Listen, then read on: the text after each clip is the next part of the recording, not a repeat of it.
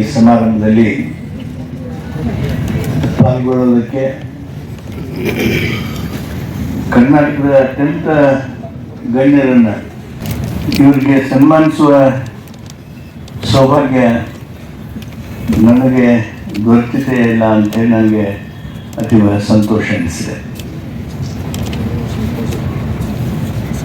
Photo ಹಳ್ಕಟ್ಟಿಯವರು ಈಗಾಗಲೇ Manu ಬಳಗೇರವರು ಅವರೆಲ್ಲಿ master ಆಗಿದ್ರು ಗೊತ್ತಿಲ್ಲ ನನಗೆ, ಇಲ್ಲಿ ಮಾತ್ರ ಮಾಸ್ತರ್ ಆಗಿದ್ರು ಅವರು. ನನಗೆ ಕೇಳಿ ಪ್ರಶ್ನೆ ಮಾಡಿ ವಿಷಯಗಳನ್ನು ನಮ್ಮೆಲ್ಲರಿಗೆ ತಿಳಿಪಡಿಸಿದ್ರು.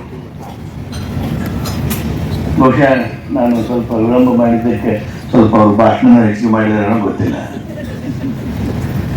ಫೋಗು ಹಳಕಟ್ಟಿಯವರು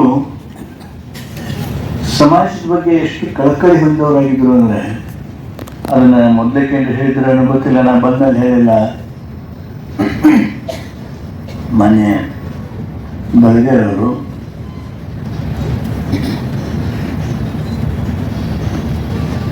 ಇವ್ರದ್ದು ನನ್ನ ದೃಷ್ಟಿಯೊಳಗೆ, ಯಾಕಂದರೆ ಈಗ ನಾವು ಸ್ವಾತಂತ್ರ್ಯ ಬಂದ ನಂತರ ಸಾಕಷ್ಟು ಅಭಿವೃದ್ಧಿ ಕೆಲಸಗಳನ್ನು ನೋಡಿದ್ದೇವೆ.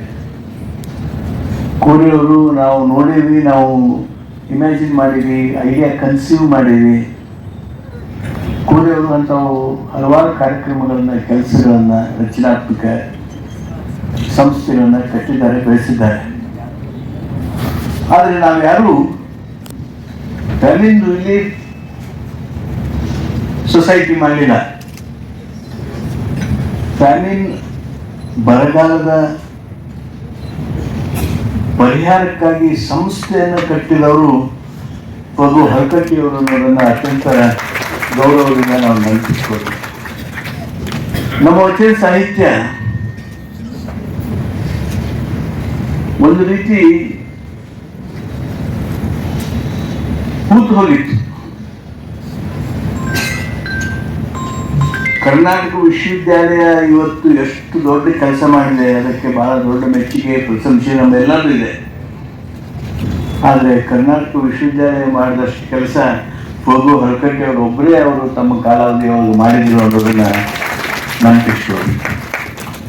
ಫೋಗು ಹಳಕಟ್ಟಿ ಅವರ ಕಾಂಟ್ರಿಬ್ಯೂಷನ್ ಸಿದ್ದೇಶ್ವರ ಬ್ಯಾಂಕ್ ಈಗೆಲ್ಲರಿಗೂ ನಮ್ಗೆ ಕಂಡು ಬರ್ತೈತೆ. ಅದು ದೊಡ್ಡದಾಗಿದ್ದು, ಅದು ಬೆಳೆದಿದ್ದು, ಸಾವಿರ ಕೋಟಿ ಸಾಲ ನೀಡಿದ್ದು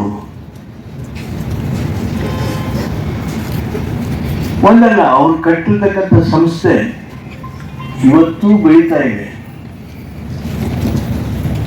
ಅಂಥ ಸಂಸ್ಥೆಗಳನ್ನು ಸಹಕಾರ ಕ್ಷೇತ್ರದಲ್ಲಿ ಹುಟ್ಟು ಹಾಕಿ ಬೆಳೆಸಿ ಜನರ ಸೇವೆಗಾಗಿ ಅವನ್ನ ಅನುಭವಿಸಿ ಬರೀ ಆ ಕೆಲಸ ಅಷ್ಟೇ ಮಾಡಲಿ ಬಹುದೊಡ್ಡ ಕೆಲಸ ಮಾಡಿದ್ರು.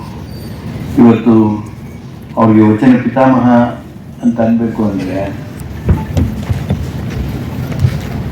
ಅದೆಲ್ಲರೂ ನಾವು ಅಭಿಮಾನದಿಂದ ಅವ್ರಿಗೆ ಕಲಿತಕ್ಕಂಥ ಹೆಸರು.